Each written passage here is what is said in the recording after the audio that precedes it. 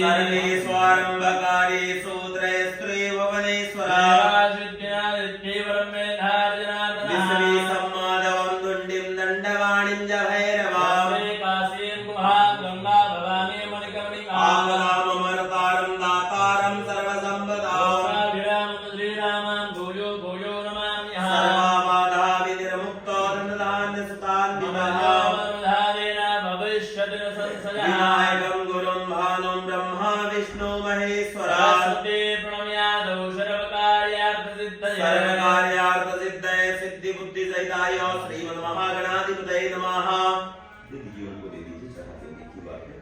ध्यायामि सकलपूजनार्थे गंधाक्षरपुष्पाणिं समर्पयामि। गणेश जी के चरणों में वंदना करिए, प्रार्थना करिए कि आप जिस निमित्त से यहाँ आए हुए हैं भगवान मन की उस संकल्प को परिपूर्ण कर रहे, क्योंकि करने वाले वही है, हम लोग तो सिर्फ माध्यम है, कराने वाले हैं। प्रातः स्मरामि गणनाथ मनाथ वंदो सिंदूर मूर परिशोभित गंड युग्मा